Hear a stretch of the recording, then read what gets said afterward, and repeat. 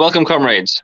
Hey, comrades, my name is William Morrison, your British Marxist-Leninist and anti-imperialist. Thank you very much for clicking onto this video. And yeah, so this is going to be quite a treat. We're joined by two very amazing comrades, starting with Comrade Azzy. Would you like to introduce yourself? Hello, I'm Azzy. I live in New Zealand, Azirahael.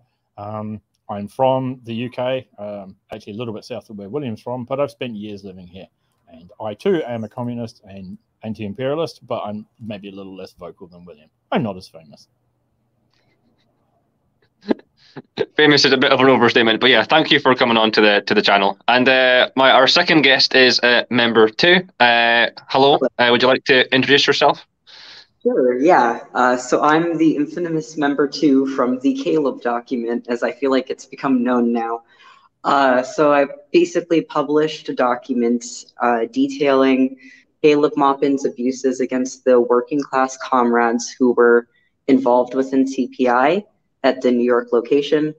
And we originally published it on Medium with screenshots, you know, just so everyone knew that we were being completely transparent. And it, you know, spread like wildfire all over LeftTube.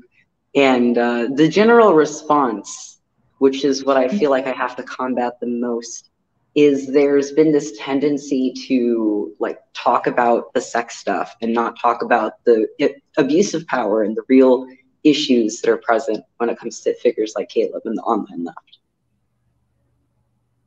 Yeah, thank you. Thank you for the introduction. It's again, thank you for coming on to the channel. So yeah, so geez, okay, we're gonna crack a pretty big stream here. It's gonna be, we're gonna cover quite a lot. But yeah, we are gonna have a conversation about the whole kind of transgender thing. You know, because it's an important issue, and as most people know who is watching this, I did cause some controversy about a month ago now. Caused a bit of a shitstorm, to be honest. Yeah, Azzy and member 2 have you know, reached out to me and offered to explain some things and have an adult, civilized, respectful conversation. So I'm very much looking forward to having that conversation. And so yeah, the aims and goals for this stream, of course, these two comrades have mentioned that it isn't explicitly to attack me or cancel me or label me anything like a TERF or a transphobe. So yeah, we're none of that. There's going to be no hate or anything, no animosity. It's just going to be a respectful conversation about a pretty big topic. So just to start off with, you know, Azzy, do you want to start us off? Is there anything you want to say or want to start us off with? Oh, I'd actually say that I agree with you, but take it a little further. It's not so much to not engage in those things as to actively counter them. It's like as has been mentioned in the past, the views that you hold are entirely reasonable and rational given the understanding that you have, but there are some flaws in that understanding, and that's what we're hoping to correct, so that we will seek truth from facts, as the saying goes. And definitely, I mean, you can't just say we're not going to engage in cancel culture. You actually have to do the deeds. And so here we are trying to counter that by not just saying rude words about William and just ignore everything he has to say, but actually speak to William. So that's what we're doing. Yeah, and I really appreciate that civility, because as a lot of people know, you know, I've lost probably hundreds of supporters over the last few months because of what I said. And yeah, these you know, these people didn't reach out to me like you know, you did. They saw a post, and that was it. Boom, gone, forgotten about, just completely. Yeah, just a very hyperly emotional reaction to something that they disagreed with. So I really appreciate this opportunity to talk to you, comrades. So yeah, there are a few. Before we get too far into it, that I am not the primary target of any of the bad stuff. So I have the ability to step back a little bit and be a bit more dispassionate than other people might. So if, say, so I'm not in the position of being particularly angered or anything like that. So I have the ability to just look at it a little bit more dispassionately. Whereas that may not be the case if I was directly attacked, which I wasn't. Yeah, and I would say similarly, you know, for me at least, I have the ability through this online persona that I'm using to expose corruption. You know, I have the ability to use that to further my goal ultimately of spreading leftist ideas, educating people about communism and what it's really about, showing the working class what a united front really looks like. Because I became a communist, as you both know, through Black liberationism. Right. So in the American Black communist tradition, we do call ins, not call outs. So if we see somebody in the community saying something that we think is ideologically not grounded in fact, we tell them where they're misinformed, and then we help them try to reach a new understanding. And I think that that should be the standard we should hold ourselves to in the Western left. Because it's one thing to say, oh, you know, I think that we should combat this cancel culture stuff and complain that you're being canceled, but like, or complain that you want to cancel other people even. But, you know, you have to do the work. Everything about communism to me is living your values. It's about the trying to lower the disparity between your beliefs and what you're reasonably capable of under your material conditions in capitalism. Yeah, definitely. Thank you. Yeah, communism isn't just a label that anybody can just throw around. It actually means something. It has some substance. You actually have to do things practically and follow an actual line. That's what being a Marxist is. It's a learnable science, and it's an analytical tool. And so, yeah, it's a serious thing that actually has some substance. You can't just, you know, throw the word around meaninglessly. So it's really, really important. So yeah, sorry, do you want to add anything to that, Azzy?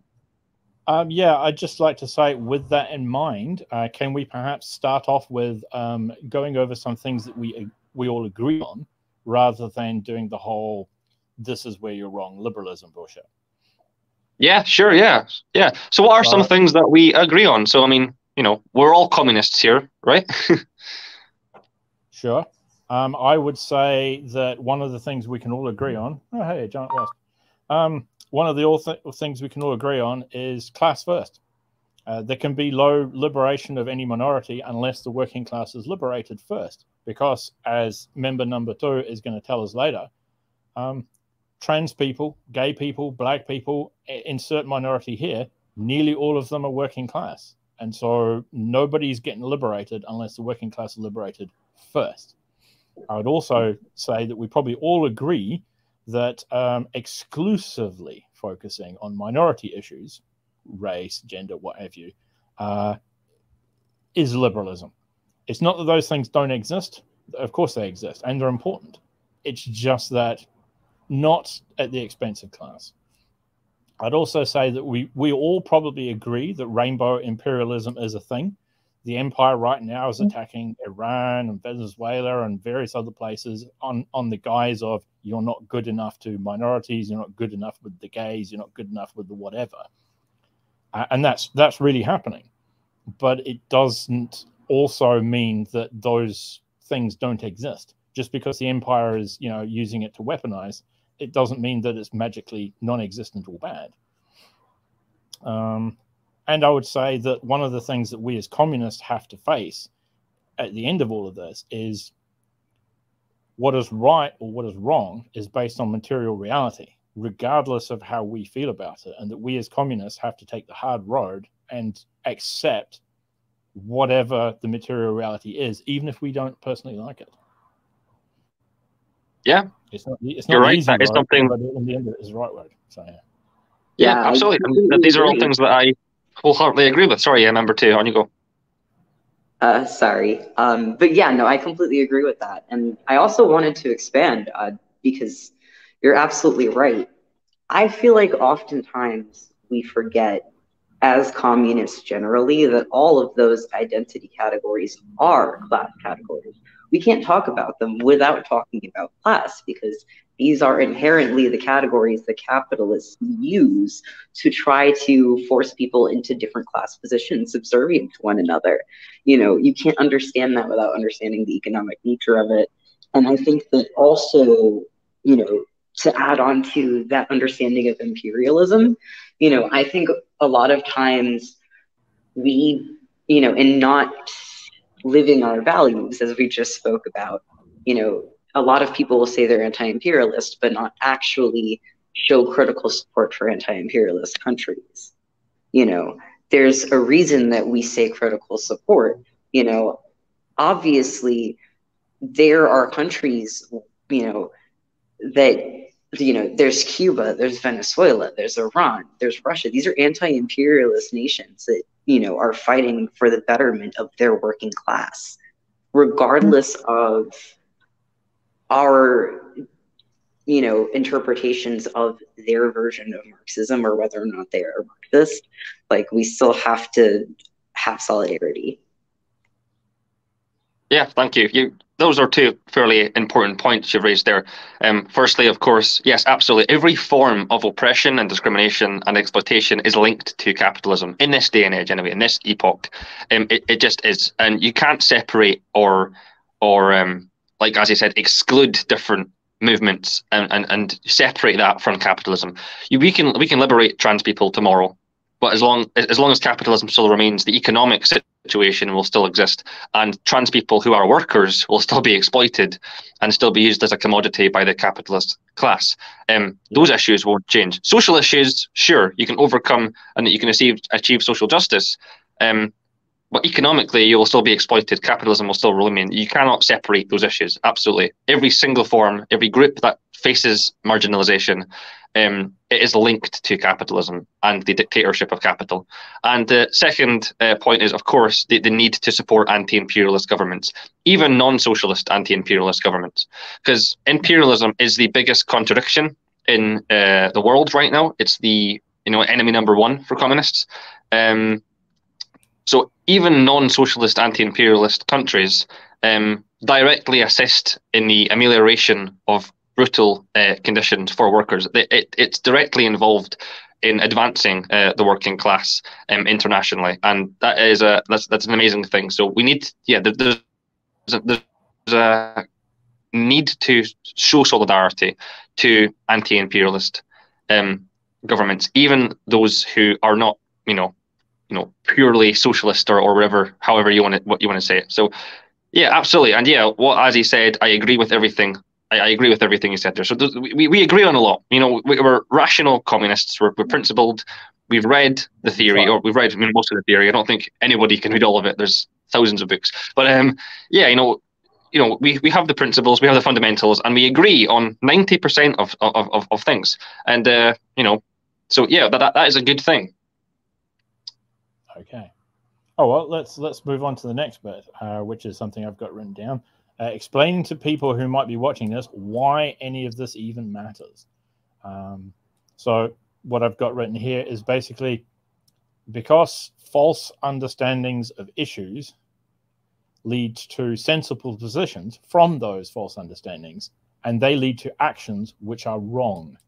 So it's not just postmodernism or foolish liberalism. It's a whole misunderstanding of how things work. And so we must seek the truth from the facts, even if that tells us that we might actually have gotten it wrong. So this is not just a case of shrugging and saying, oh, well, as long as nobody's yelling things, it's fine. It's a case of trying to have the correct understanding so that the actions that we take from there are sensible and consistent. I think Mal would agree. Oh, yeah, definitely. I would agree with that 100%. I would also add that, I think that if we are going to genuinely advocate for the working class, we have to pay attention to the material conditions of every marginalization that occurs within the working class. We cannot ignore forms of marginalization that occur to other workers just because we don't agree with them, or because we have a fundamentally wrong foundational understanding of who they are. I mean, I think it's part of our job to educate ourselves on as much of the working class material conditions as we can be aware of reasonably. I mean, as you said, William, you can't read everything. But at the same time, we should make ourselves as aware as possible. This information is really important if nothing else, because again, in order to make principled, rational decisions, we have to have all of the facts. Yep. Yeah. And we Exactly. don't get Absolutely. our own personal facts. Yeah. Class comes first. And from that, communists would agree, class comes first. So if you are a worker, you have our support. It does not matter your sexuality or gender identity. It does not matter what pronouns you use. It does not matter what race or religion you follow or have. If you're a worker, you're a friend. The communists are your friends, and we are here for all of you equally. We are trying to liberate you as a class, regardless of your individual characteristics. That's something that we need to make abundantly clear. So I'm assuming from that, Azzy, that you'd say that I have false understandings of, say, the issues of trans-related issues. Would you say that I have false understandings of those kind of issues? Is that what we're getting at? I would hazard a guess, because obviously I can't read your mind, but I would hazard a guess that based on the things that you said and done, that you have a misunderstanding of how gender and sex, biological sex, work. And thus you are making very sensible decisions based on that misunderstanding, which lead you down a path that goes wrong, for lack of a better description. And so the point of all of this, with the two of us talking to you, so three of us together, is to try and explain several things. How sex, biological stuff. We're talking, chromosomes and biology here, not sort of identity.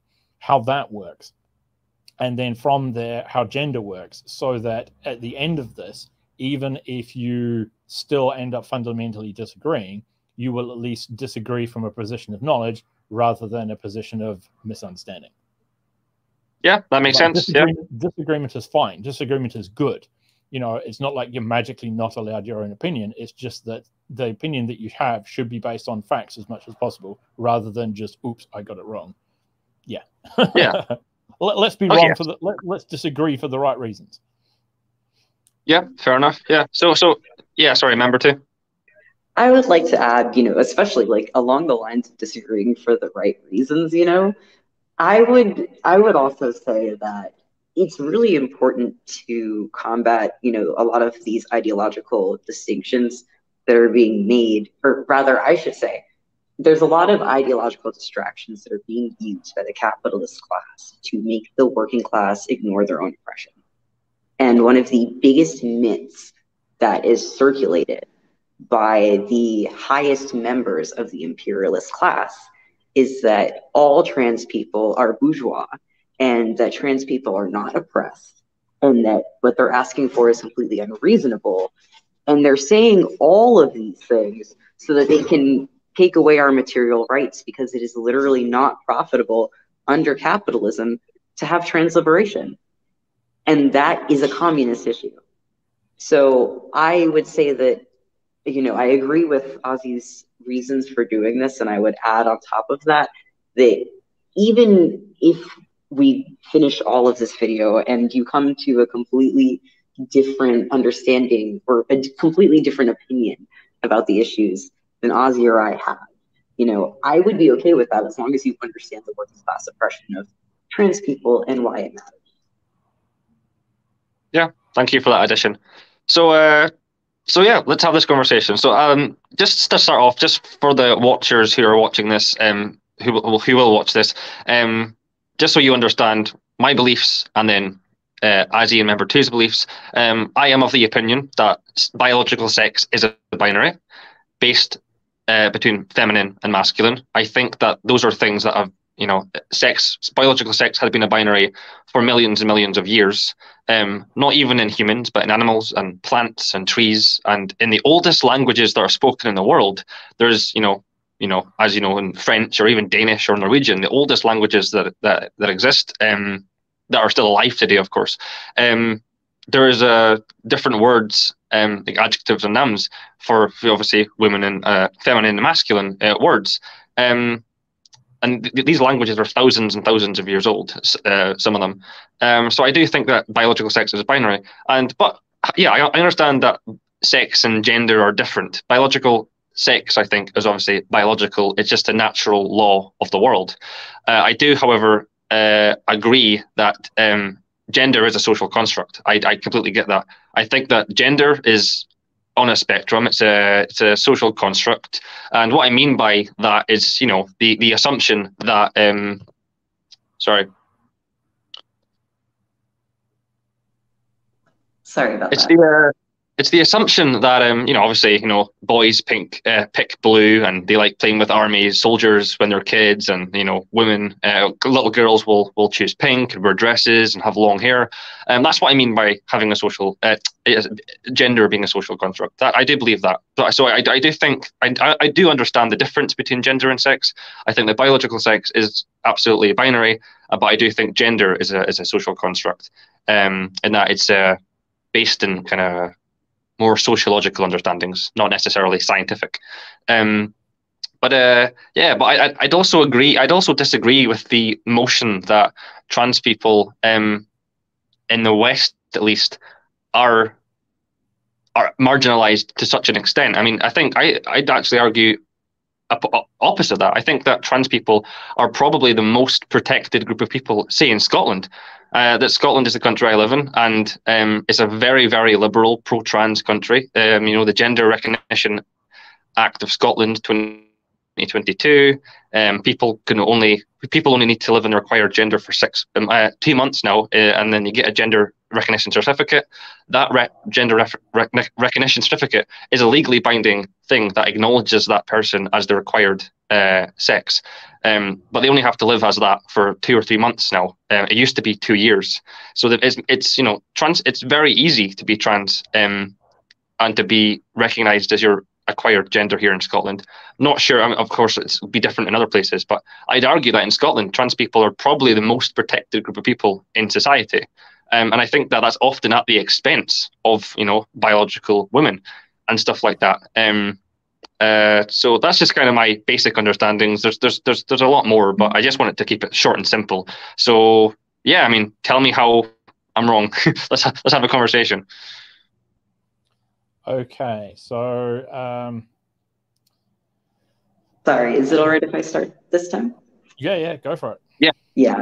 I just wanted to start, I think, by referring to the first, the correct thing that you said about the social reality of gender, right? As you mentioned, gender being a separate social construct from the biology of sex impacts your material conditions. And there are some, genders that are more oppressed than others, in terms of class lines, not ideologically, right?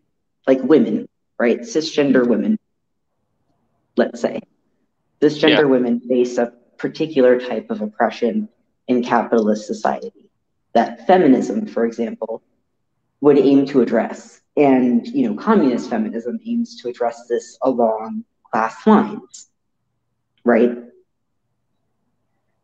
So this is the case for all kinds of genders that are not the gender that is deemed the most profitable, should I say, under capitalism.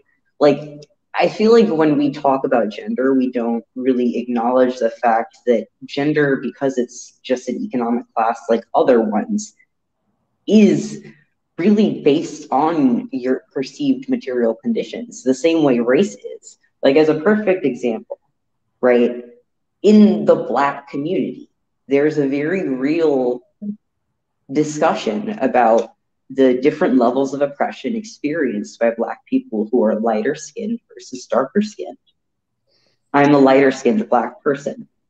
So even though I face particular economic oppression for being Black, my family comes from the first Black nation in the West, the first Black nation to liberate itself in the West, that was also robbed economically by imperialism, which means that my mom's side of the family has not owned land for a few generations, myself included. And that's a very real material economic condition that has an effect on my life. And because there are different material conditions that affect you under capitalism in different ways, it's the same with gender. Like, I think understanding these things as a constructed binary removes how much of it isn't. You know, masculinity is understood differently in different races. Femininity, even, is understood differently in different races. What is expected of white women under capitalism is very different than what is expected of Black cis women under capitalism. And that's not even getting into the realities of what it's like in an economic system when your social gender doesn't align with what's expected of your biological sex. Those are still economic realities that you have to live with and face. So as an example, trans people, because they have a separate, you know, gender reality than what's expected of their sex, you know, part of what is the best course of scientific treatment for that is taking hormones. Now, the gender recognition certificate law in Scotland, you only have to live as your assigned gender for 2 months, which does sound very easy. Except under the NHS, if you want to obtain any kind of gendered care, you first have to go to your GP, and your GP has to refer you to a transgender clinic. You have to be able to go to that transgender clinic in the first place, and most GPs do not refer trans people. When you get past that first initial hurdle and you get to the trans clinic, as I'm sure you know, the trans clinics, all clinics under the NHS right now, are understaffed and overworked. Yeah. But the trans clinics are even more so. There are very few of them. I'm sorry, I do not have the information statistics on how many trans clinics there are in Scotland. I know in New York, at least, there are 5. New York City. Yeah, there's a couple of trans clinics in every city in Scotland. So Edinburgh and Glasgow, I think they have 2 or 3. And then Dundee, Perth, Aberdeen, Inverness, and Perth, they have maybe 1 or 2 as well.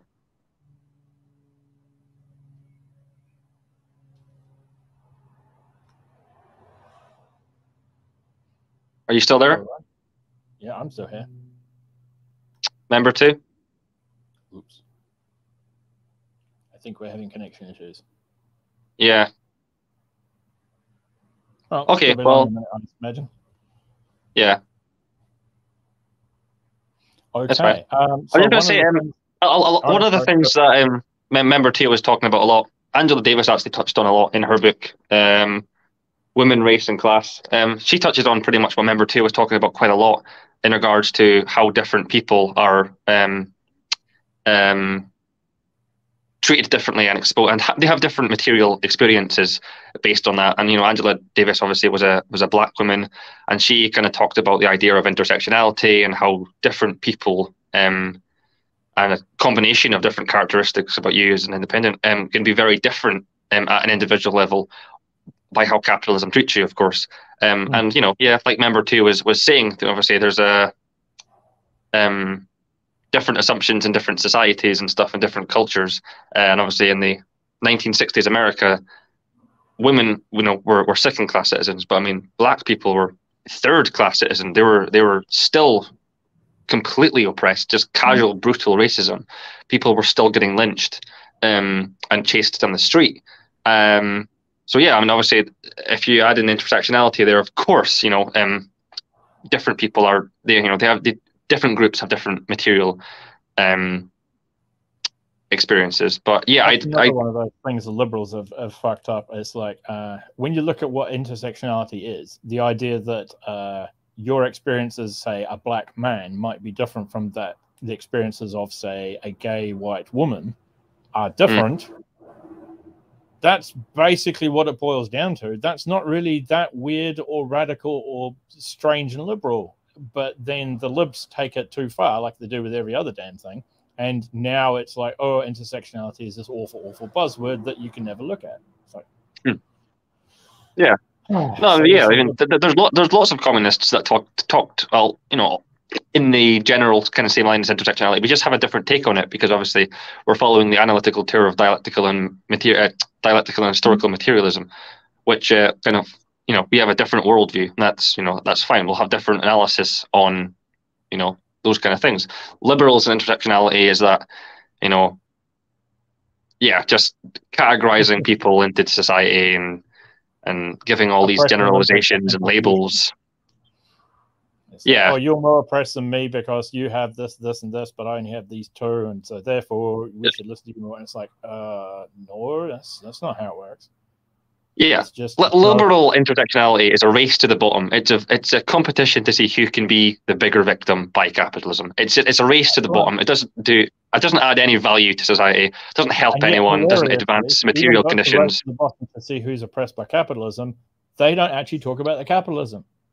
No. That's how you know it's liberal. Yeah, exactly. So yeah. But anyway, going back, I'm not sure if member 2 is going to join us. I hope they do. Their particular thing was going to be talking about history and stuff, so I will avoid that for when they get back. One of the things you mentioned is you were talking about the sex binary. So yeah, sex, as we are discussing here, is the physical reality, the biology, the chromosomes and the penis having or not having and that kind of stuff. Sorry to those of you who are watching. We are not going to be showing pictures of naughty things, but we will be talking about them. So apologies, guys and girls and others. So one of the things we have to discuss is the biology of it. Now, one of the things you said ages ago, tell me where I'm wrong. Cool. You're wrong about sex being a binary. And I'm not just talking about in some weird kind of postmodern, oh, you're conceiving of it all wrong. I'm saying it literally isn't a binary. We've got two basic problems here. One is the understanding of what sex actually is, but also there's the flat out misunderstanding that in the animal kingdom, for example, we'll leave humans right out of it, that there is only male and female. This is not the case. In a lot of animal groups, insects, for example, there's an arguably third category of just gender neutral ones, like worker bees. The males are drones, the females are queens, the workers are what? Neutral. They don't have any sex. They have no sexual connections at all. They do the work and then they die. Now, they are built from a female template, but then in the animal kingdom, pretty much everything is built from a female template. You in the womb are making the assumption here that you are biologically male. I'm just going to throw that out there. You started out as essentially a proto-female, and then as your genes and hormones kicked in, you were changed over time to be what you are now.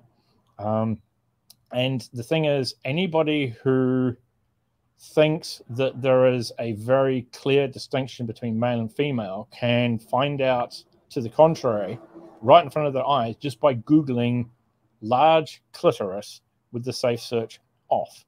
Then you will see, sadly, explicit pictures of every possible blend, a spectrum between what you would expect when you see between the legs of a man and what you would expect when you see between the legs of a woman. And every possible gradation between them is right there. So you can't simply point at penis, yes, no, to get your binary for that. Now, the thing is, you can say, well, okay, that's unusual. You know, the default is this over here, which looks like a penis, and this over here, which looks like a vagina. And you could say that everything in between is wrong in some way. Okay. But it doesn't change what actually is. Calling it wrong, calling it a mistake or an error or a flaw or whatever, doesn't actually change the fact that it exists. So you've got, that's just one aspect. There's everything is blended. So if you could say, well, okay, sure, and my uncle Toby lost his genitalia in a terrible accident, but he's still a man. It's like, okay, cool. What is it that makes somebody, for example, a man or a woman or something else? You can say, oh, well, look at the genes. You know, there's XX, there's XY. There you go. You know, sure, you might have a developmental issue that means you come out a bit different, but we can just sort of brush it off as a flaw. You're really actually biologically male, or you're really actually biologically female. But that's not the case either, because there are people with XXX. Are they female? They've got an extra X chromosome. Females only have 2. This person has 3. There's XXY. There's XXX, Y, Y. There's every possible combination. So if you've got blended genes that are not just XX and not just XY, then that throws the binary straight out. If you've got genitalia that blend reasonably evenly, and don't take my word for that, after this, just Google large clitoris with a safe search off and be expecting some explicit pictures, you will see everything from one end of the spectrum to the other. You can gauge it by other characteristics like hairy chest, broad shoulders. But it's like, not every man has a hairy chest. Not every man has broad shoulders. Does that mean that if you've got narrow shoulders and no chest hair, you're magically not a man? Well, no, of course not. There's just variety. We're all different. Some of us are tall and short. So when you start to examine this idea of a binary, everything that you might instinctively look at and go, oh, that's a guy, that's a girl, it all starts to fall apart. And when you start looking into the animal kingdom, which generally I tend not to do because it's weird, it falls apart even further. You've got the insect thing. There are gender fluid or transgender animals from a certain point of view. Like if you just happen to Google transgender lion, you will get a picture of a female lion with a huge masculine mane that runs around doing masculine lion stuff that is also biologically a female, mostly. Yeah, it's tricky. But then on top of that, you've got things like yeast. Yeast has seven sexes, biological sexes. There are certain types of yeast that have weird little combinations of how they do the male and female thing, but there's like 3 males and 4 females kind of thing. It's all very complicated. So the idea that biology supports the idea of a binary is just not true.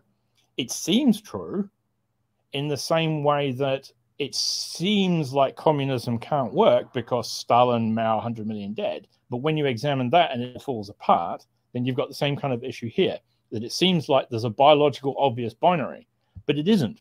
The people you walk past in the street, you go, that's a man, that's a woman. But you're just looking at the outside. You have no idea what they've got inside their cells, and a lot of people don't. Like, I didn't realize I was carrying around an extra chromosome. You could argue it was an extra Y, you could argue it was an extra X, until I happened to be at university, did a cheek swab, and put it through the assay thing, and discovered, oh, that explains a few things about my background. That explains why people were forever asking me if I was a boy or a girl growing up. It's like, it's a little bit more obvious now. I lost a bit of weight and I'm old. But anyway, there's all sorts of things happening. So does sex not exist then, or does it exist? Well, the thing is, yes and no. This is going to seem a little bit postmodern, but bear with me. Sex, all of these things, let's say, just stick with sex, but all of these things are just labels that we apply to things in material reality. So like, to say that XX chromosomes exist is true. That's a material fact. To say that XY chromosomes exist is true. That's a material fact. The bit that comes on afterwards is we label them in a particular way. So we would label somebody with an XY chromosome, we would label them as male. And we would find somebody with 2 X chromosomes and label them as female. What's not well known is that with fish, it's the other way up. So XY gets you a female fish. XX gets you a male fish. Now, we are not fish. But the point is that this even the XY and XX thing doesn't even hold up in biology. And the thing is, there's, I think, 3 or 4 different sexes or genders, depending on how you look at it, of octopus, for crying out loud. There's 2 types of males. Anybody who's owned rats will know that there's 2 sexes or possibly 2 extra genders of male rat. There's a male rat with the testicles and the penis and all the rest of it. There's a female rat, which we all know about. But then there's also a super male rat, which is bigger, more aggressive, stinkier, and it has really huge testicles for a mouse or a rat. And they go around doing sex stuff to females, but also males. So it's like, what even is that? Is that another gender? Is that a sex? There are biological differences. You can measure them. You can test the genes and discover, oh yeah, this gene's been switched on in this rat, so that makes them a super male. It's all very messy. And the thing is, what we as humans are going around doing is we're applying labels to things to help with our understanding.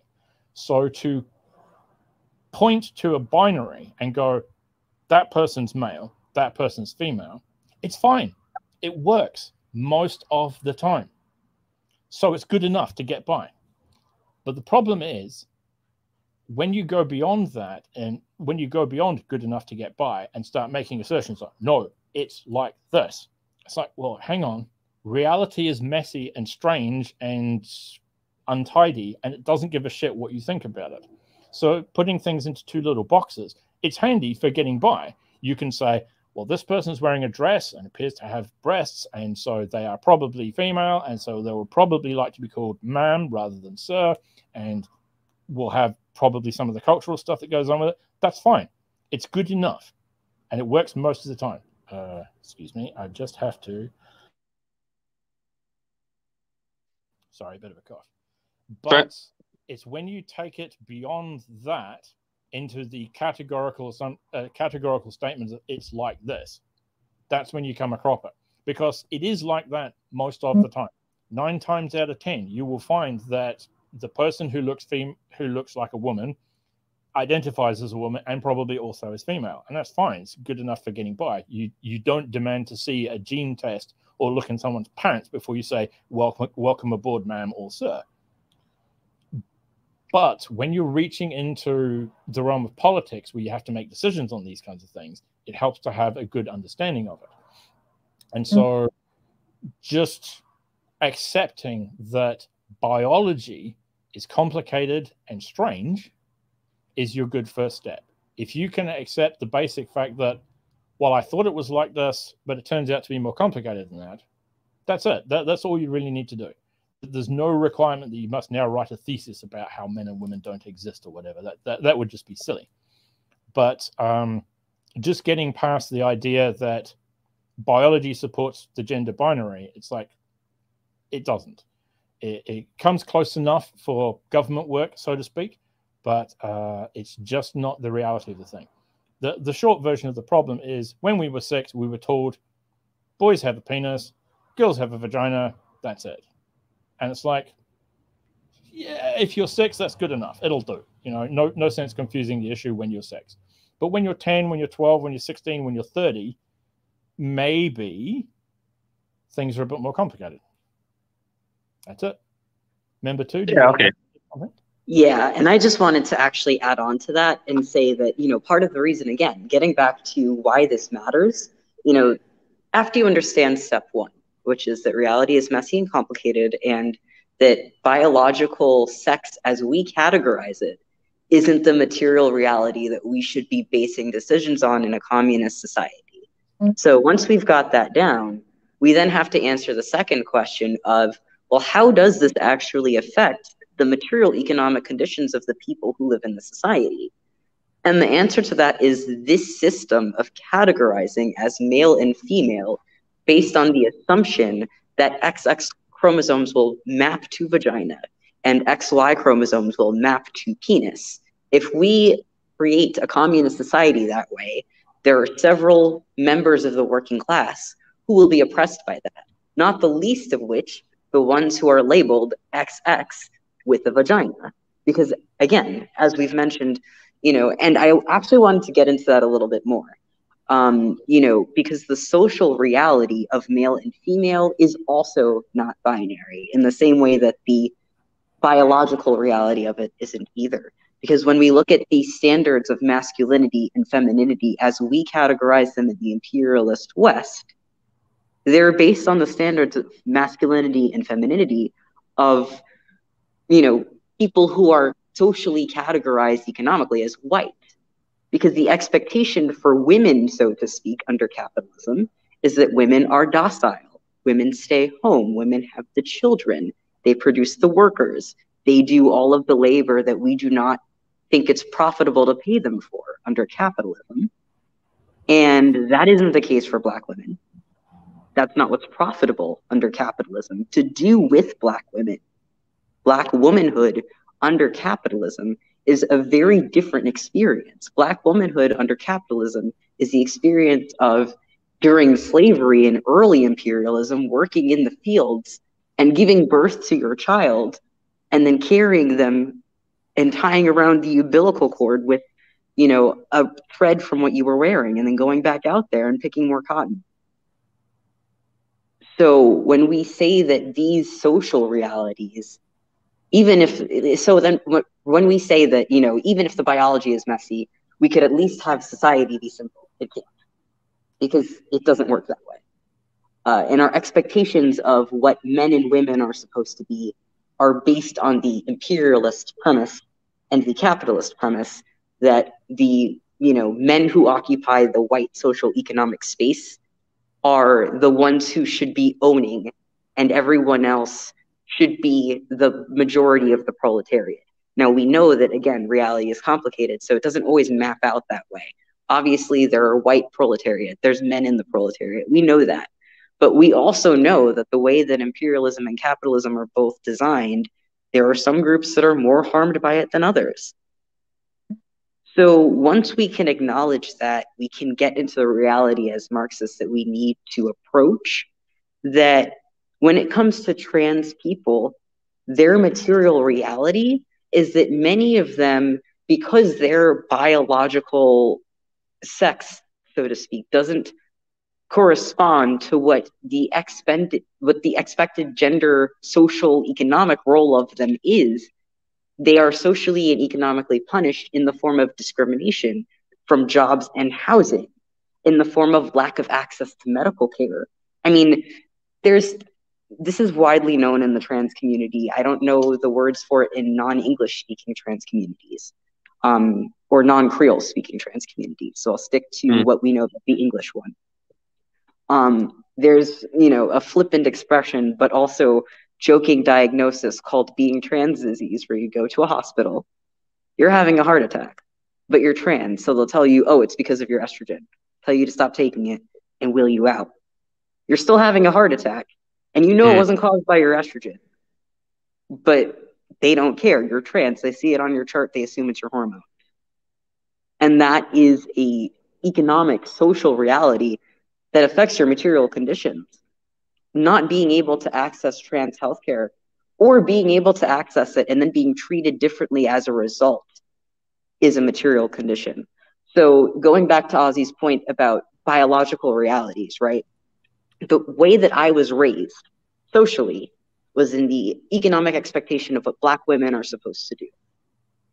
I was raised with the expectation that I supposedly had XX chromosomes and supposedly had a vagina that was supposedly supposed to do all of those things that they do when you're a Black woman, so to speak. And then the first thing we learned was that my ovaries produced too much testosterone naturally, which meant that I had ovarian cysts. You know, I got my first menstruation at the age of 9 in the middle of church because I had an ovarian cyst and I was bleeding. And when I got to the hospital to be treated for that, I mean, I'm in the US, so I know that when you live in a civilized country that has nationalized healthcare, it's slightly better, but it's still capitalism, you know? And these are realities that we do have to contend with as Marxists, you know? And again, going back to that economic reality for myself, transitioning has cured my PCOS. The only known cure to PCOS is taking testosterone and fully masculinizing your body so that producing testosterone causes your ovaries to stop producing eggs so they no longer produce cysts. That's what's happened for me. I have not had a menstrual period in 3 years. I live my life socially as a man. I have hair on my chest. I grow facial hair, you know, that I shave because it's scraggly and I don't like it. But, you know, that's also a material reality that I have to contend with, right? And that changes the way I move through the world. I no longer experience the misogyny that Black women experience, that I used to experience. You know, when people see me out in the street, as a perfect example, I don't really get hit on anymore. And that's like a very small thing. But you know, when it comes to larger economic issues like medicine, as another perfect example, you know, when hysterectomies are impossible to get if you're a trans man. If you're a cis woman who has PCOS, you can get a hysterectomy in 6 months in the US. If I wanted to get a hysterectomy, I was told I should have done it before I transitioned. And then New York State changed its laws, so now trans healthcare is covered by my employer. So I ended up doing it the medically recommended way. But I'm lucky. I live in New York. A lot of trans people don't. And there are so many trans men who have PCOS who can't access that level of care, who can't get a hysterectomy because they're told you have to live as yourself for 1 or 2 years. What do you mean live as myself? I've been myself this whole time. Society wasn't catching up with me. I hope that makes sense. Yeah, no, yeah, definitely. Thank you for sharing that story, and thank you for providing information about the material reality that trans people have to face. Azzy, I believe you have some a question. Yeah, I actually wanted to go things a little differently. So rather than us just sort of lecturing you and the right way things should be, blah blah blah, I would like to ask you a question. What is it that, under your understanding of things, makes a woman and a man? Like, there's a gender sex binary. We'll just stick with biological sex for now. What is it that makes a person a member of that category? Well, I mean, I believe that a woman is a human female adult, and I believe that they do have a vagina and ovaries and fallopian tubes. That tends to be what a woman is. They have different bone density to men. You know, evolutionary speaking, they have softer hands, and there's actually something in their hands that makes their hands softer because evolutionary, their hands are more, you know, back to the primitive times of humanity for caring for children. So their hands have to be soft, whereas typically there's something in men's hands that make us more, you know, we have rougher skin and stuff like that. But sure. Yeah, so that's you know, there's physical and visual differences, which is why I can't really understand how people can. Sure, there's exceptions to the rule, of course. Sure, people have an extra chromosome, stuff like that. I understand that. I just, you know, when we are looking around at human level with humans, if we're looking at humans, you know, there tends to be two different groups of people that look differently, and they tend to be men and they tend to be female. Just in that discussion there, you've already sort of, for lack of a better word, slipped up a couple of times there. You've said there are exceptions. Well, suddenly there's no longer a binary. You can't have a binary, black or white, and then also say, yeah, well, there's also some gray. It's like, you know, it's either a binary or it's not. If it's not, then we can discuss what it is. But if it is a binary, then we need to work out what it is makes the binary. And you've told me that people tend to fall into two groups. You could say the same about something else, like race or whatever. You could say that, you know, on this particular country, everybody is either white or black, to use our standard terms. But then what about, you know, several generations later, there'll be some interbreeding. What about the brown people in the middle? What about the people from other countries who started out brown or a shade of gold or something, you know? So, yes, you're right. People do tend, there's that word, tend to fall into two groups. Nobody's arguing that. What we're asking about is, what about that small group that doesn't tend? What are they? And the thing is, if we've got a binary, that smaller group that doesn't tend, what are they? Where do they fit? I mean, you can't have a binary that has exceptions. If there are exceptions, it's not a binary. I mean, I might be feeling a little bit autistic here, but it's like, you know, what is it actually makes a man a man? It's like, let's take you, for example. You identify as a man and presumably also biologically male. Cool, no argument there. But if we were to wave a magic wand and take one of those characteristics away from you, your height, your broad shoulders, you know, your hairy chest, you know, at what point would the one thing be that stops you being a man? At what point would you stop being William Morrison man and just become William Morrison person? You know, what is it does it? I mean, if I were to say, and the technology is almost there for this, if I were to inject something into you right now, and next week you would have X chromosomes, but everything about you would be the same. You would still have the same hairline, you still have the same height, broad shoulders, all those good things. Everything would work, but you have XX chromosomes now. Are you still a man? I guess not, no. Well, that's the thing. So what you're saying is, it doesn't matter what stuff you've got in your pants, whether you've got a hairy chest or boobs or all those things. The thing that defines you as a man or a woman is the chromosomes. Am I understanding that right? No, I don't think there is any one thing that defines and differentiates that. I think it's a compound of multiple factors that make up that difference.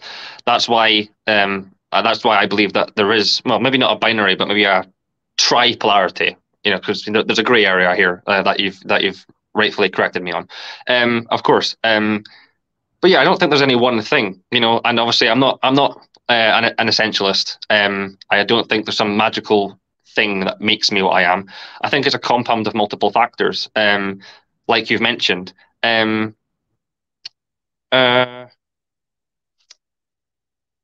yeah, I mean, again, you know, typically in society, men do tend to have shorter hair. They do tend to. There's lots of different physical and biological differences, but I don't think it's any one thing. I think it's a compound of multiple factors. Yeah, I think you're right. Sorry, the problem is that that throws the binary out the window. I mean, I think you're right. I'm trying to find a graph, but if you just look up modified bipolar distribution, there's a picture, and for whatever reason, Wikipedia has labeled it in pink and blue. And this is basically the point that most of us are trying to make, is that it's not black and white. It's mostly black and white with a shade of gray in between. Now, that doesn't really matter for day-to-day stuff, because if you're talking to somebody at the chemist, you don't actually care what their chromosomes are. You don't care what they've got in their pants. You're not looking for a date. You're just socially interacting and then moving on. So it doesn't really matter. But when you start to make declarations about it, that's when it starts to matter. And then two, I think you wanted to jump in. Yeah, and I also wanted to add that because it's a multitude of factors that determines your masculinity or femininity, it is also the context in which it is determined that I think gets overlooked in this discussion. Because let's talk about the traits that make someone a man, right? If you have broad shoulders, a tenor voice, an Adam's apple, you're 5'9", you're lean, you've mostly muscle mass, and you have a testosterone level of 650, you're a man, right? Even if you have XX chromosomes. Because, I mean, I can understand why your initial reaction to that was a little bit, startled. But at the same time, when I'm out on the street, like, when we come down to the material conditions of it, if I'm on a subway train and a white woman who's sitting next to me gets up and moves away, me telling her, I have XX chromosomes, don't clutch your purse, I'm not a black man. Yeah, that's not going to make her any less scared, and those are the social conditions we actually have to contend with as human beings. Like, yes, these are categories that we categorize based on, but we also have social oppressions based on those categories. The social oppressions based on being a black man can vary based on the context in which you are a black man. When I encounter medical discrimination where I can't get a hysterectomy because I'm a trans dude, that's a very separate type of discrimination against black men than the kind I just described in the subway, for example, or the kind of discrimination against black men that I face when I'm renting an apartment and I'm told I'm not qualified, even though I have a higher income than the other tenants that applied. So we also have to keep that in mind as well as Marxists. The material conditions of what we are describing have to match up to our descriptions. or rather, we have to make our descriptions match what the material reality is. I understand that it's good enough to get by, but even in that context, it's good enough to get by for you. For me or Ozzy, that wasn't good enough to get by. We literally had to learn more because our material conditions under capitalism required it. So I think that's you more than me. I have the privilege of if I just decided to ignore all this, I could. So I'm not in your situation. I'm in a place where when I sort of came out at work, 2 other people said, "Oh yeah, me too," and then we went back to work, which is probably how things should be. But that's a privilege I have. So it's like, oh yeah, okay, cool, sweet, yeah, me too. Oh yeah, me as well. Oh, I didn't know that about you. Okay, cool. Anyway, about this lunch break, blah blah blah blah blah. That's really how all this shit should be. Yeah, I agree. I don't think people should care as much as they do. I think people make this a huge problem, and they shouldn't. I don't think people should really give a shit. You know? Yeah, that's the thing. It's just another thing. The ideal future that we, the queers, want. You wouldn't have a pride parade because no one would give a shit. Pride is a resistance response to oppression. In a world without oppression, who cares? Oh, okay, you're gay. Fine. Why are you telling me? I don't care. It's like, oh, you're straight. Okay. Oh, you're transgender. Oh, you're not transgender. Or you're one of these other things. It's like, it doesn't matter. You know, give it 100 years. We'll have other issues to worry about, cyborgs or whatever. And that'll be the new big thing. But, you know, in an ideal future, there's no pride. No one cares who you have sex with or don't have sex with, what combination, how many, how few. It just isn't important. You're a person, and that's all that matters. At least that's all that should matter. But, of course, we don't live in that world, so we've got pride parades to say, hello, we exist, please stop trying to kill us, and shit like that. Yeah, and I also would like to add to that as well. That's a really good way of putting it, Ozzy, you know. Again, the material conditions, even amongst trans people, differ, right? And William, when you were talking about your point about the material oppression of trans people, I mean, first of all, it's very different based on other economic oppressions that you experience, right? I mean, I, as a Black trans man, am going to have a very different experience with the medical system, with getting a different ID, etc., than a white trans person. And I think one of the things that Marxists, especially white Marxists in the West, I think, tend to forget a little bit, and I'm not saying that you forget this, I'm saying that it's a problem that we, all 3 of us, have tried to combat in the past. So I know that you agree with me here.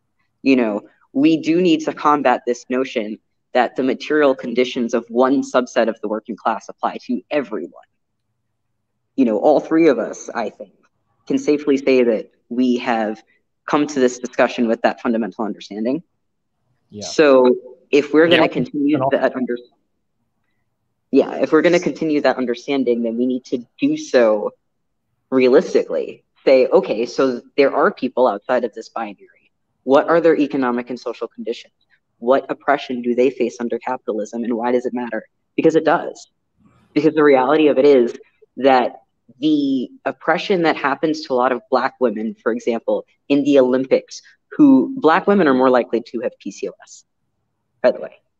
The ovarian disorder that I was talking about, where your ovaries still produce eggs but make too much testosterone. Otherwise, you're XX, but your ovaries produce too much testosterone. This is a condition that has been found to be more common in Black women. Only about 40% more, but that's still a decent amount. And it's enough that there have been Black women athletes in the Olympics who have applied for Olympic Games and won, and then had their status revoked because their testosterone levels were too high. There were 2 Ethiopian athletes this past decade who that's happened to. And that is a material condition. This is a real economic problem that we have to solve. This happens to Black women a lot of the time because Black women don't fit under the, you know, capitalistic model of what womanhood is supposed to be, and face a lot of repercussions for that outside of the Olympics. I mean, you could argue that somebody who's an Olympian is probably not working class, and I'd agree. But then we can also talk about the fact that Black women who tend to have deeper voices and broader shoulders than the majority of white women, especially Black women who tend to be on the heavier side because our genetics tend to make us curvier shaped. That doesn't mean that Black people are more likely to be fat. That's a stereotype. But 150 on 150 pounds as I was before testosterone is very different than 150 pounds on a white girl. I'm sure we can agree.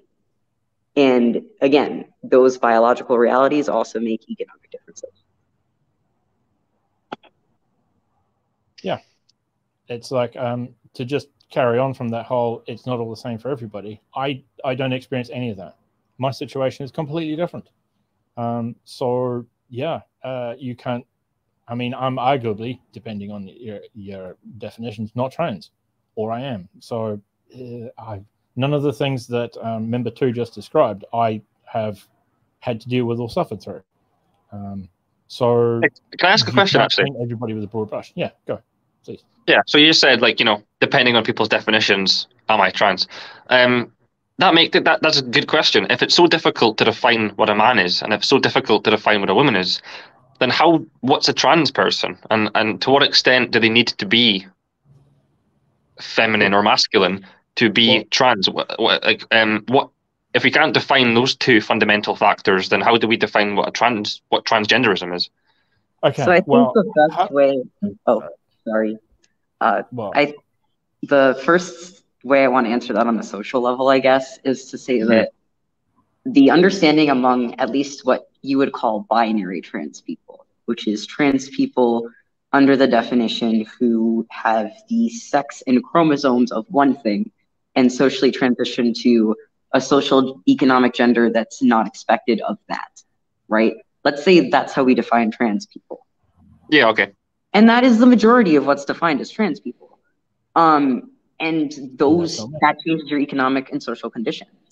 So, like, there's an understanding within the trans community that, like, in the same way that there isn't one way to be Black, there isn't one way to be trans, like, you're a part of an oppressed minority if you're oppressed under capitalism for those social categories. Yeah. If I could answer on a more sort of nerdy autistic level, what I meant by the according to some definitions I am, according to others I'm not, it really does come down to definitions. So a lot of people will define being trans as your gender identity does not match what's written on your birth certificate. So you, William Morrison, would be trans if someone had fucked up your birth certificate and written a little F on there. So you would now be a trans person because on your birth certificate it says F, and you're not a female. You're not a woman. You don't identify as one. You're now trans. So by that definition, I'm trans. By the definition of, hey, look, you identify with the gender that isn't the one you were born with biologically. Maybe you want to do hormones, maybe you want to do surgery, maybe you want to just socially transition. That's trans. So by that understanding of what trans is, I'm not trans because I'm just me. I was born a little bit unusually. I still am a little bit unusual. These two things line up nicely. I'm just a me. As I said to my mum when I discussed this with her, she says, well, what do you want to be called? And I said, can't I just be a person? Can't I just be me? And she says, oh, okay. And then promptly forgot about the whole thing. So, oh, well, that's my mum. So is that a solution that you think that everybody should adopt? Should people just respect people's preferences and respect people's personal own identity? Should we ignore the chromosomes? Should we ignore the biological interpretation? Should we just kind of ignore this, and should we just respect individuals' sense of identity on an individual level? Is that a potential solution that you'd like? But it's a band-aid. That's why we're having this conversation, because you personally, to my knowledge, have never gone out attacking a trans person. So that's not the issue. The issue is if you have a misunderstanding of how all of this shit works, then you'll be fine. As long as you can just, respect a person and then move on, 99.9% of the time, you'll be fine. But then every 1.1% of the time, you'll have that post that you made where everything blows up in your face. And as far as I would imagine from your point of view, You just think everybody else has gone liberal mad, and you just don't understand why the fuck everybody's getting so pissed off about it. And what the hell is wrong with these people? This shit is really fucking obvious. We were told when we were 6. Why can't you understand this basic thing of there's boys and there's girls? Come on, man. But it turns out that's actually a misunderstanding.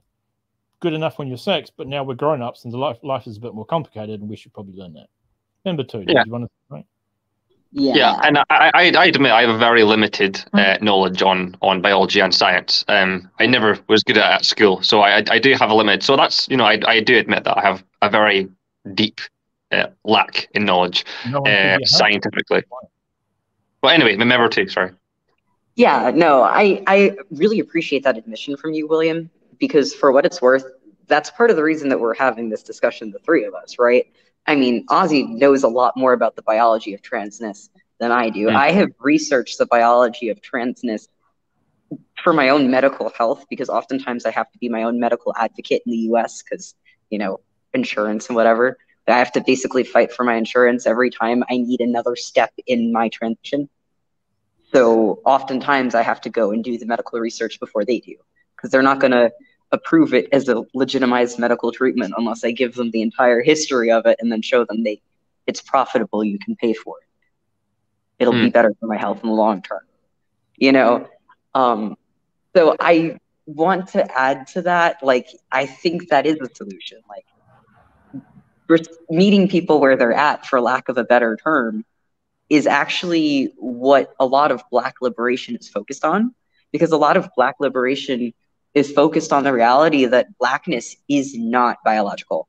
There is nothing about my genes that makes me particularly more of a Black person than anybody else who has one white parent and one Black parent. But obviously, people like myself and Barack Obama have a very different experience under capitalism. And he does it even more so than me. You know what I mean? He's part of the Black bourgeois. That's a different experience of Blackness and being Black working class. So, meeting people where they're at is a solution to that, but then going beyond that and saying, as Marxists, we need to understand these distinctions at least enough so we can address the social problems and fix them. Yeah, and can I just add that's sorry, yeah, that's one thing that I will staunchly defend the trans community on. A lot of people have very bourgeois interpretations or representations of what trans is.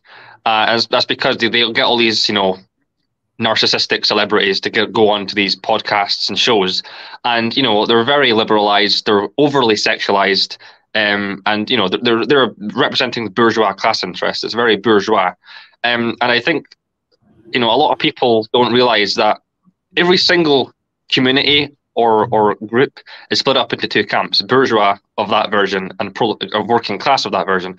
So yeah, I mean, I really detest the way the ruling class makes trans people look, because it's unattractive, it's quite cringe, and it is quite degenerate the way the ruling class makes them look. But I have lots of friends who are working class friends and university students and stuff who are trans, and they barely talk about it. They're just kind of normal working class people, and they are who they are who they feel they are, and I respect them and I respect their pronouns and stuff, and I consider them just to be my friend. I don't really care either way. So yeah, that's one thing I'll defend the trans community on. I think that it's quite disgusting the way the media and stuff portray how you guys look. They over-sexualize you, they kind of overdress you, they liberalize you, and that's not what most working class trans people are. And I think if the working class, if people got to see the real version, that working class reality of trans people, it would be a hell of a lot more supported, and it would be a hell of a lot more respected by a lot more people. I just think the media make the trans community look as cringe and as delusional as possible, and I think that's a big problem. So I mean, yeah, I definitely understand that there's 2 realities here. There's a bourgeois reality of transness, and there's a working class version of transness that is often overlooked. So yeah, it's definitely something I'll defend the community on, actually. Yeah, and that, again, that's also the case with every social category, as you said, right? And that's why I keep making allusions and comparisons to Blackness, because I experience both in the United States under Western imperialism. So that's what I can speak on from what I know best. Yeah. But I also will say that I think that it's the fact that I deal with both of those forms of economic oppression that does help me gain this understanding. Because one thing I will say is that a lot of times, if you're in an oppressed group as a minority, it's kind of hard to see beyond your own oppression. And that's the case for everyone. Like for the white proletariat, it's hard for them to see their own oppression. For the black proletariat, it's hard for us to see beyond our own oppression. There's a lot of black proletariat, even some within my own family, who see trans people the way Dave Chappelle does. And Dave Chappelle is part of the black bourgeois. Mm-hmm. And, you know, that's part of the problem. He has that black bourgeois message because he's appealing to that capitalist system. And the rest of the, you know, the rest of us working class people, because we're more willing to identify with a member of the bourgeois who feels similar to us than we are to another working class person. That's part of how those divisions start.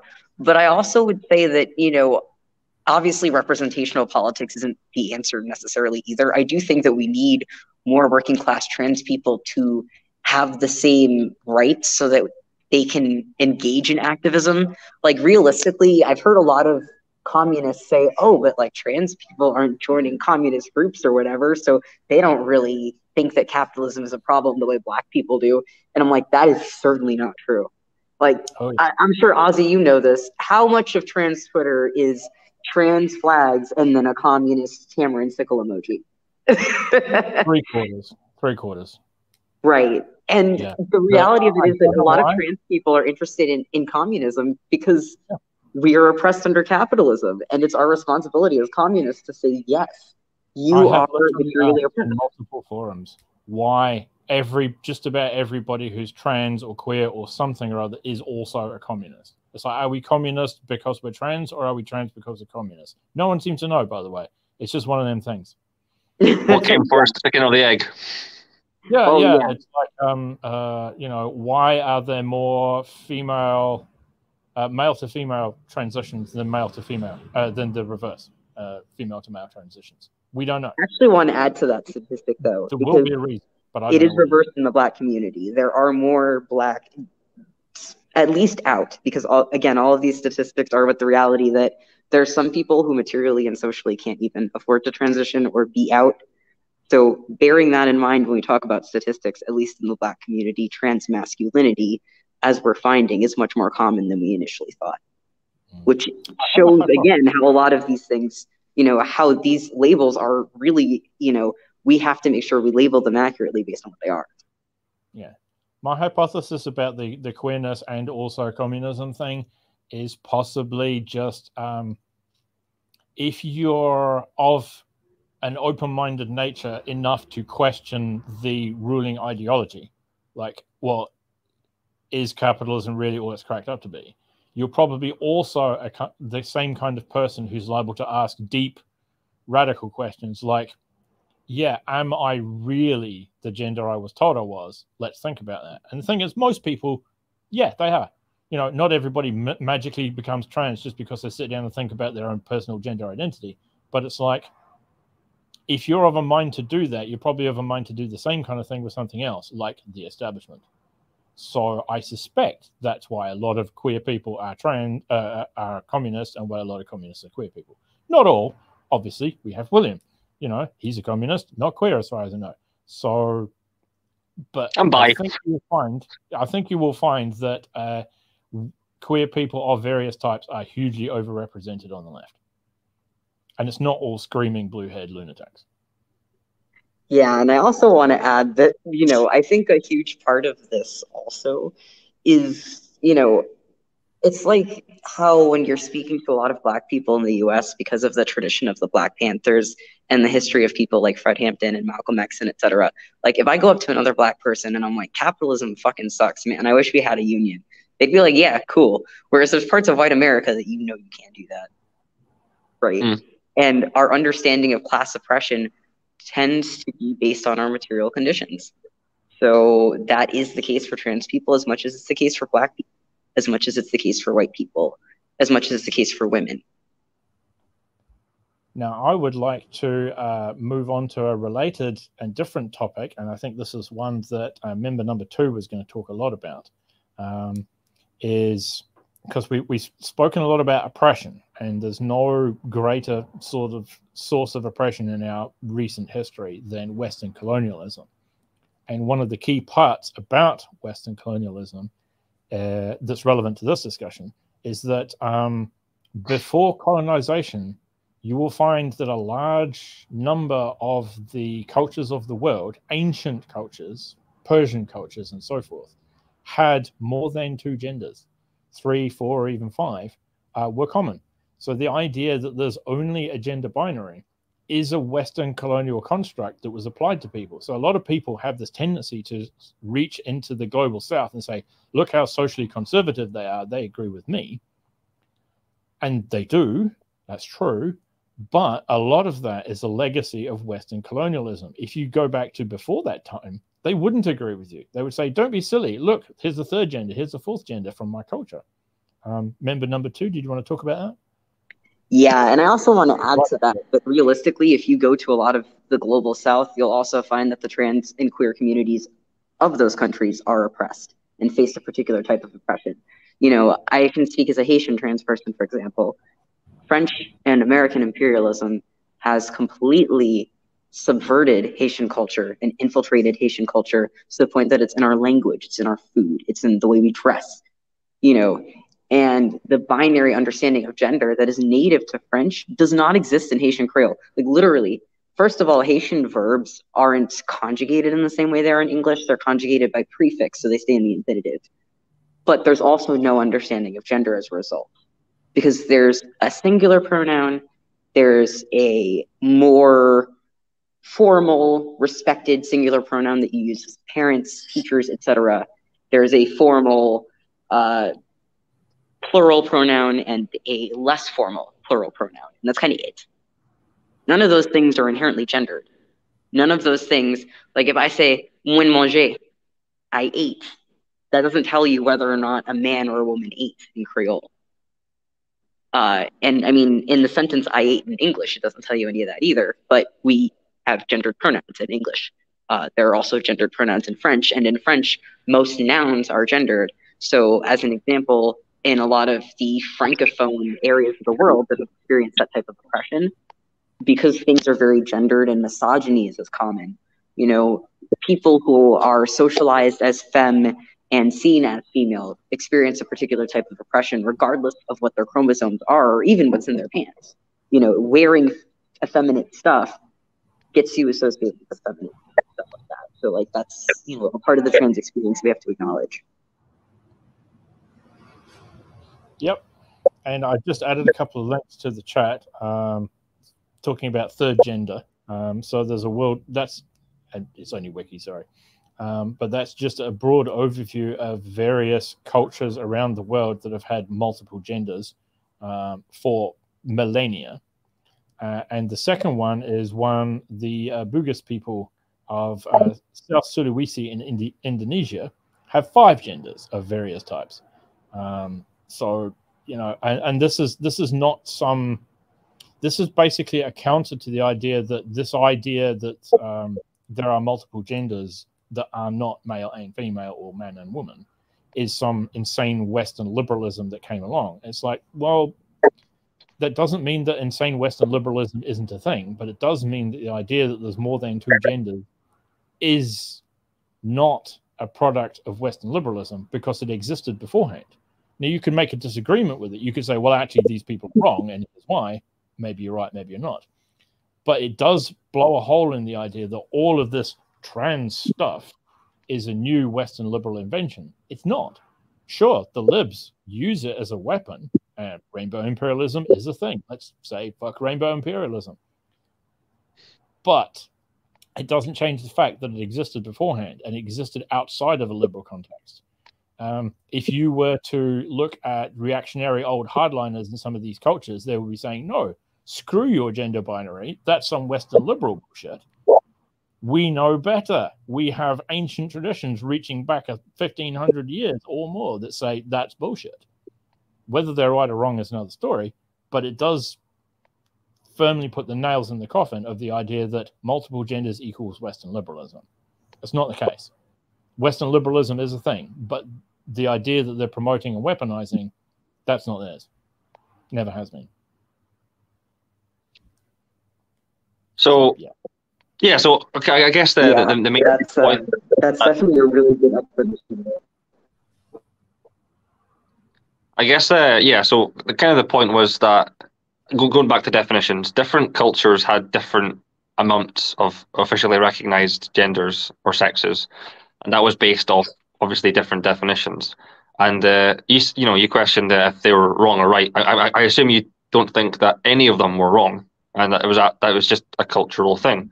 Indonesians may have had 5 sexes, Latin America might have had 3, and that was okay because they had different definitions and understandings, and that's really okay. Well, let me explain a little bit before you get too far afield. So, like the Bugis, I'm not sure about the correct pronunciation. Apologies, I know fuck all about Indonesia. But just looking at the article, they're 5 genders, and they roughly the connection's getting a little bit muddled. Yeah, sorry. It's okay on my end. I've got 5 bars, so maybe it's just the internet. But their 5 genders are what we would recognize as cisgender male, cisgender female, transgender female, and other. Now, this is a good explanation because in the West, we would consider those 3 genders. We would have possibly, by default, just say random person on the street. They would recognize 3 as male, female, and other. Which is correct. Are there really 3 genders, or are there really 5? These people say 5 because they divide it up a little bit more finely, a little bit more accurately, perhaps. Who knows? Everybody else would say 3, male, female, other. You might have your resistant types who say, actually, there's only 2 and everybody else is just bullshitting. And it's like, even if everybody else is just bullshitting, it does mean that there's a 3rd category. So what happened there? And I think if you ask a transgender man whether their life and experience was significantly different from that of a transgender woman, they would probably say yes. So yeah. I would argue that, it would be foolish to lump transgender males and or females or women or however you want to define it with their opposite number.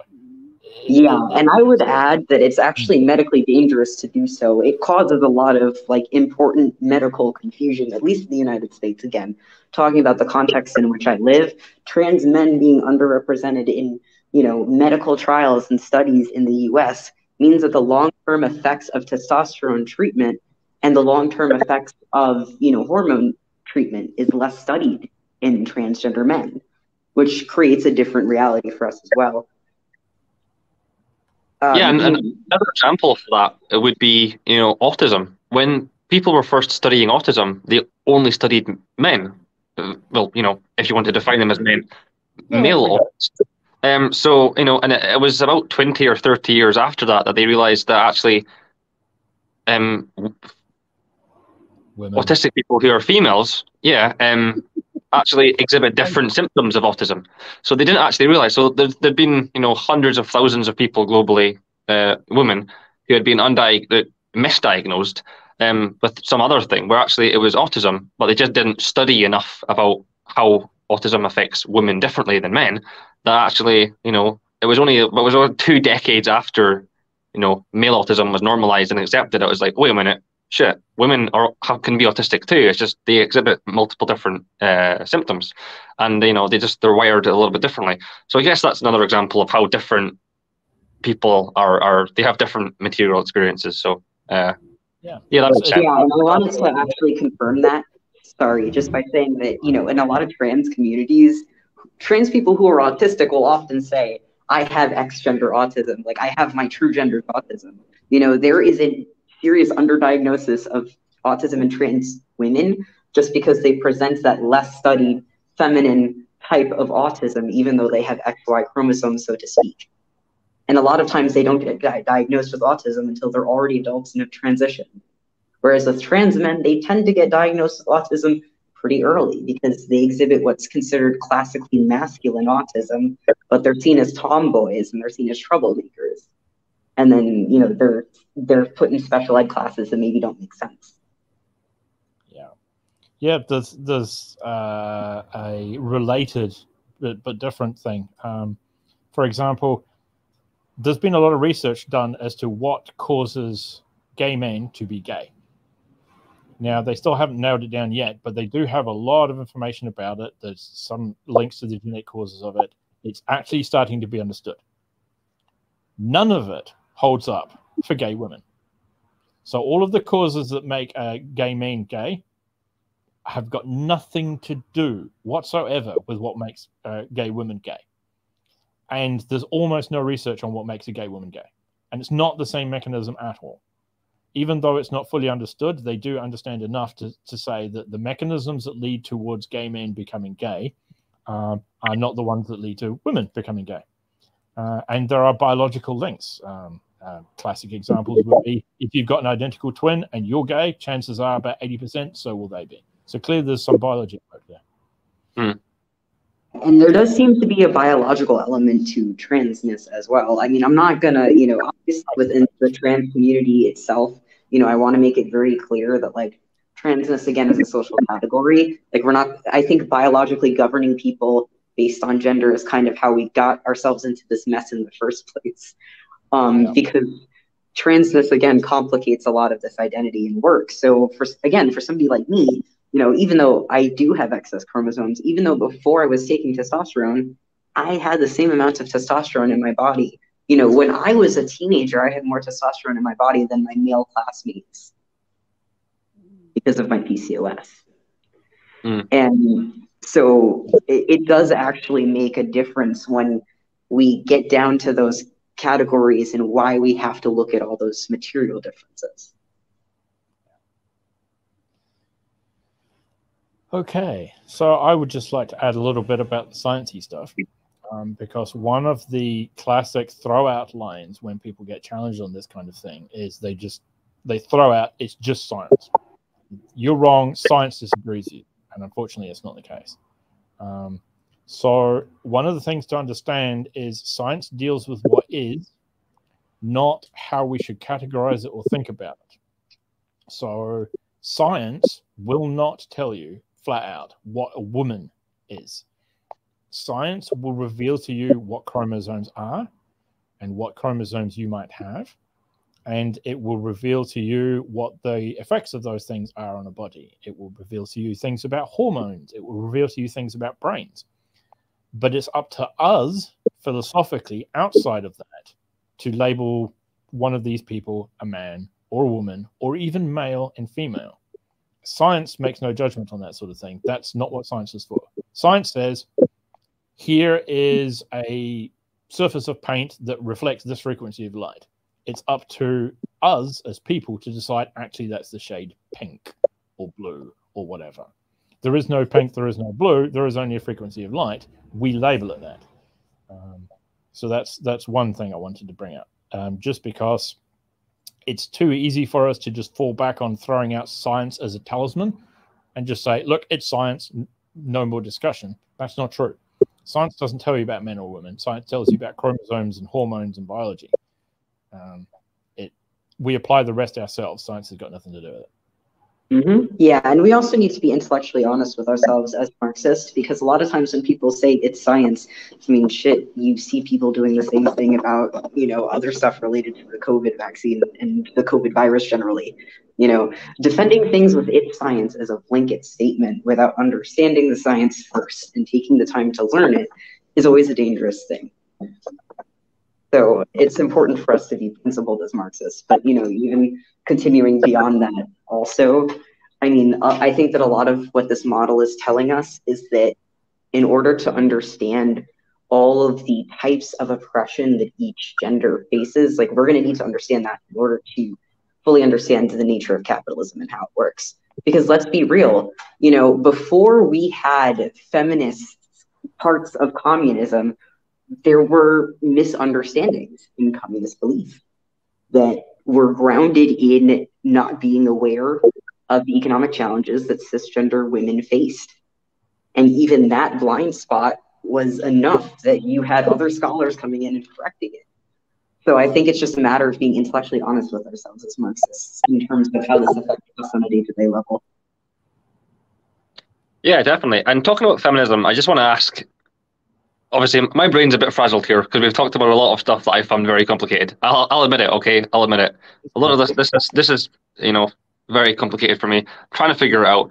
But one thing that I keep thinking about to myself is how does what's been talked about today, does that correlate to like Marxist feminism? And if not, is Marxist feminism obsolete? Does it need an update perhaps? Is it a bit more of a historical relic? Like, what is the importance of, does Marxist feminism, the philosophy of Marxist feminism, does that still stand today? Or giving what we've talked about today, if all of this is true, then surely Marxist feminism is obsolete.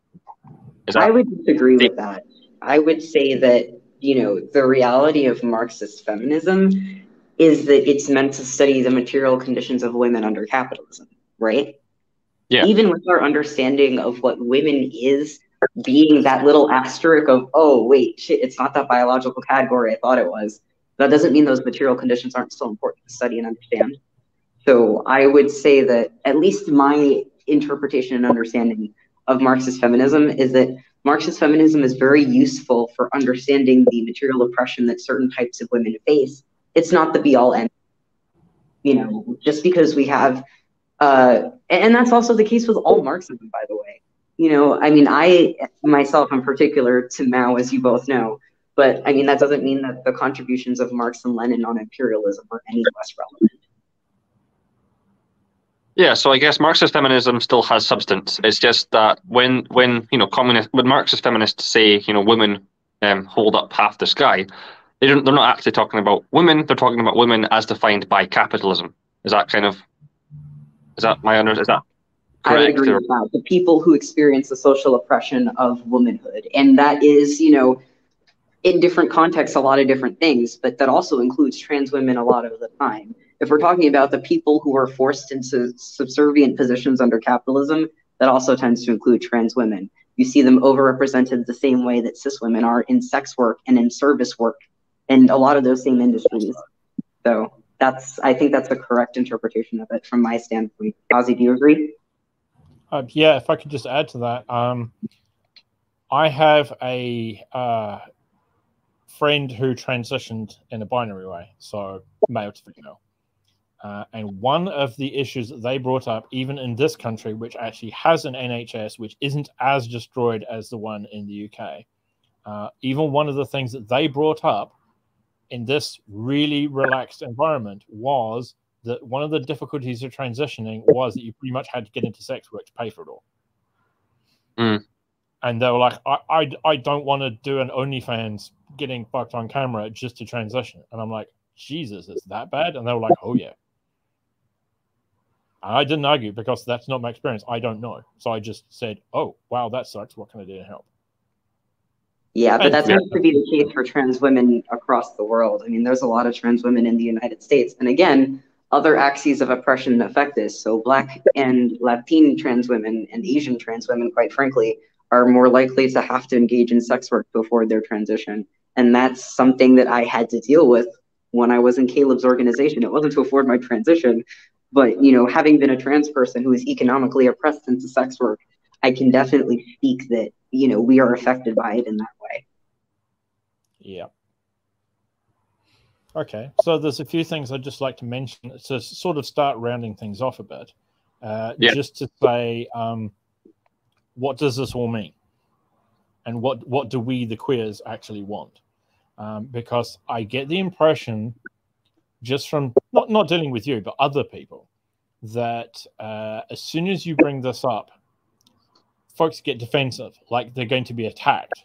Like if they listen to anything that you say, if they accept any of the things that you're saying, that suddenly they have to stop being a man. That I don't know, people think suddenly they're all going to have to wear dresses and wear pink and wear lipstick or something. I don't know what the fear is because they'll never articulate it, but there is one. So I'd just like to say, just address that and just say, you know, if we get our way, if we get accepted, what does this actually mean for everybody else? Like, if we were to say, look, we may wave a magic wand tomorrow, everybody believes what we believe, what actually happens? Does everybody mysteriously have to start wearing a dress? Do all the men suddenly have to start wearing pink? Which I will point out, up until about the 1950s, pink was a very manly color. You know, all of that kind of stuff. And the short answer is no. It's like, what do we want? Well, I can't speak for member number 2, but I would say from my point of view, if people would just stop yelling that science supports it and you're all a bunch of insane degenerates with mental illnesses, if people would stop doing that, that would pretty much do me. Member number 2, did you want to add in for you what it means to you?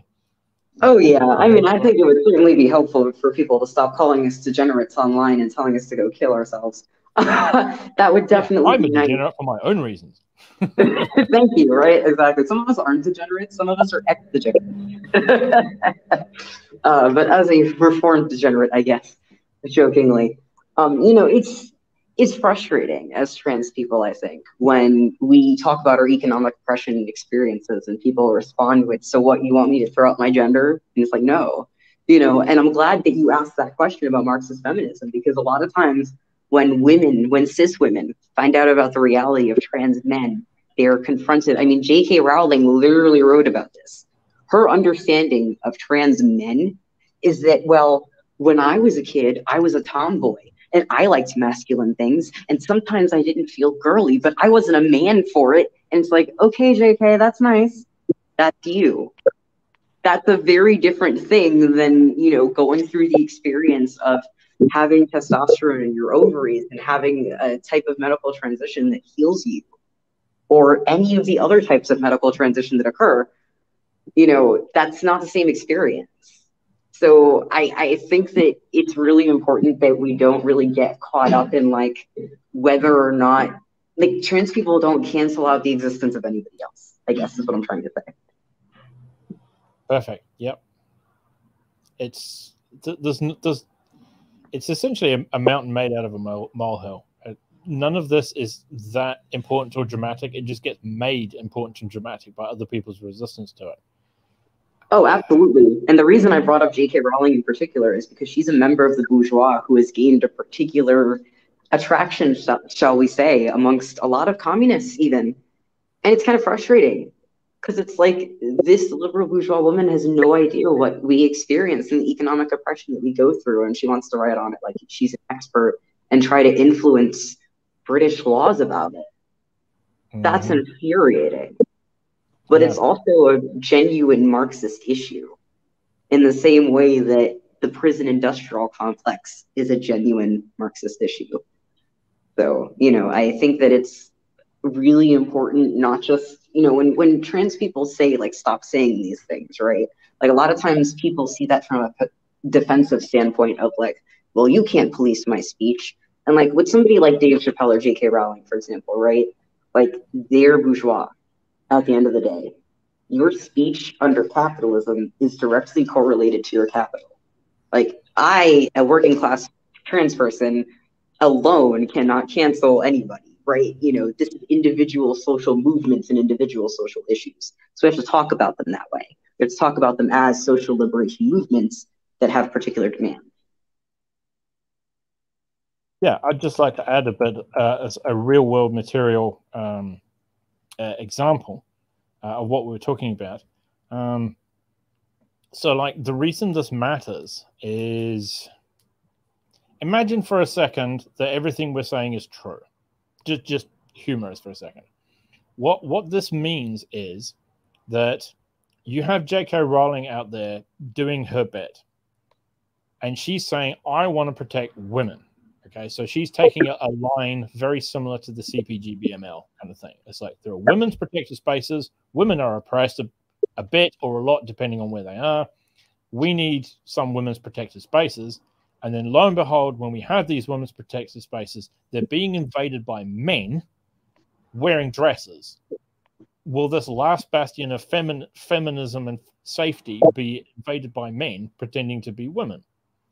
Now, from that point of view, that seems quite a reasonable thing. It's like, you want to protect women. It's good to protect women.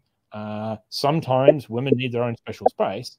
It's good that they have that. Okay, cool. And it's bad that men are wearing dresses and invading space. Now, the flip side of that coin, you say you want to protect women, and yet here are the most oppressed group of women, the people who face the oppressions of being working class, the people who face the oppressions of possibly also being minorities as well, the people who face the oppression of living in a society that doesn't accept trans people, who then go to this safe space that's meant to protect women and get attacked there as well. So from that side of things, it really makes a difference that you've got the absolutely most oppressed women possible who are being attacked in what's supposed to be a safe place for women. That's why this kind of thing matters. Yeah, I appreciate you saying that, because I was called out a couple of weeks ago for apparently calling trans people sick and perverted, and I just want to make it clear that I did not say that. And it was regarding men being in women's safe places. I was misquoted by saying that I said that trans people were sick and perverted. I did not say that, so I just want to make that abundantly clear.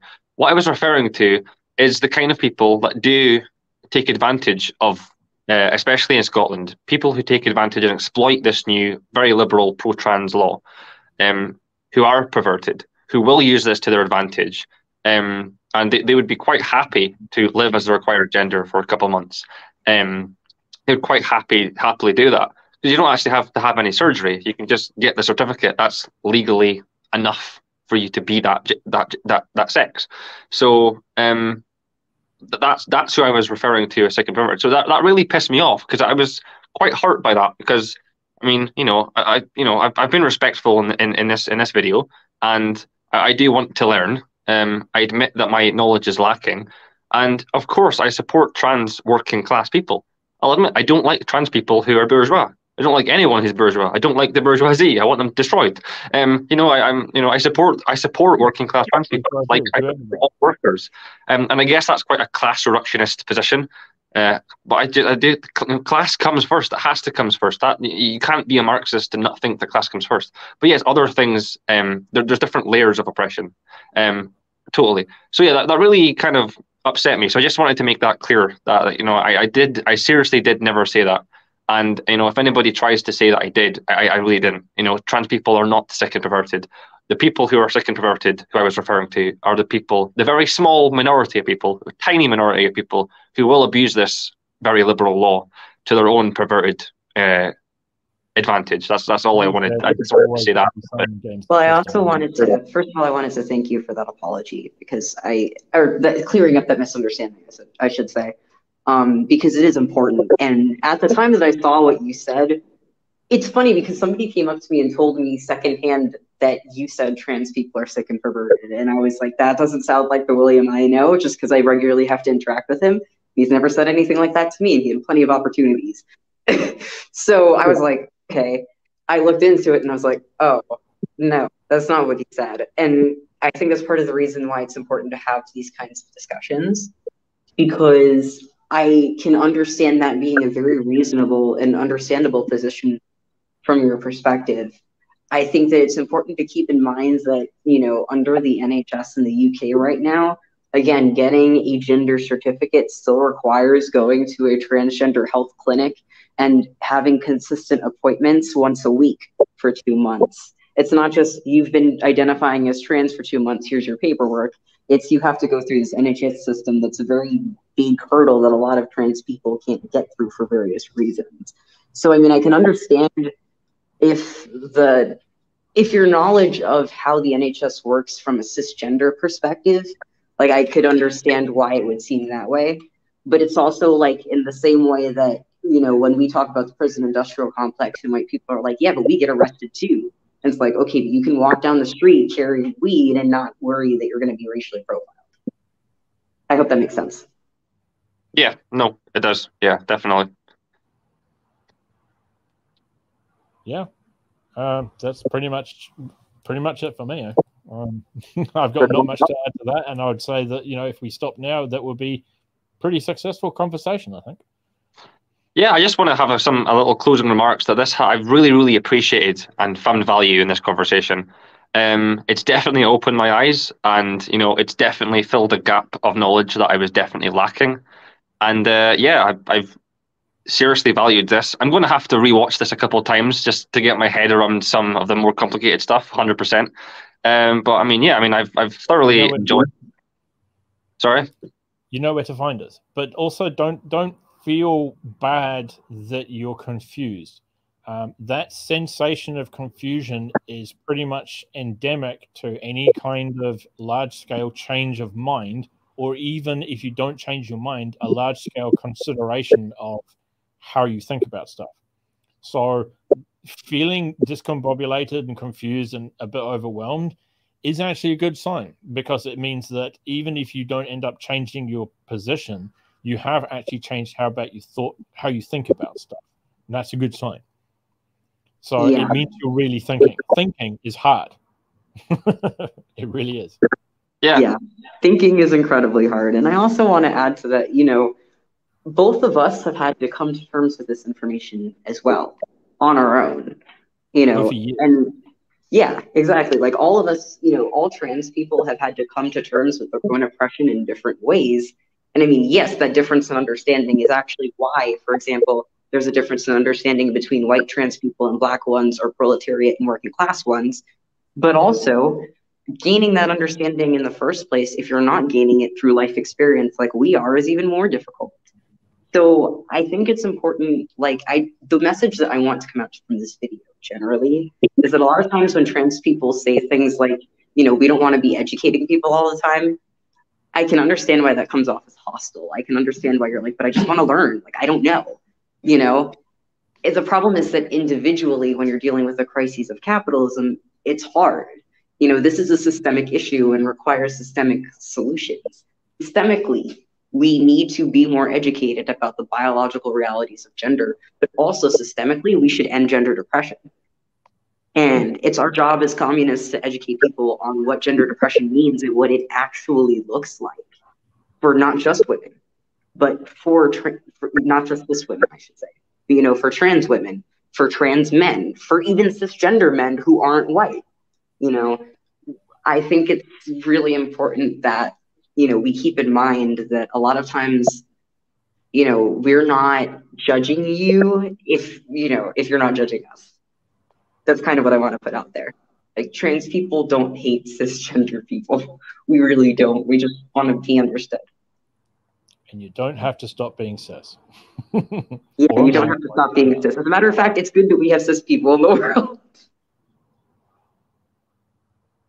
Yeah, thank you, Member 2, and thank you, Azzy. I just want to, again, thank both of you for coming on and having this conversation. This is so much better than just two opposing sides just screaming at each other without actually listening.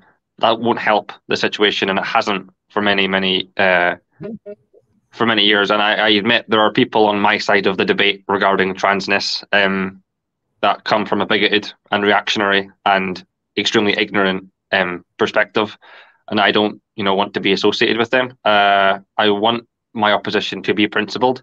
Not even opposition, but just analysis, principled. And I've always wanted to be polite and sincere, and just I want to have an open mind and I want to learn, and conversations like this help that happen. And it's really, really important that people, again,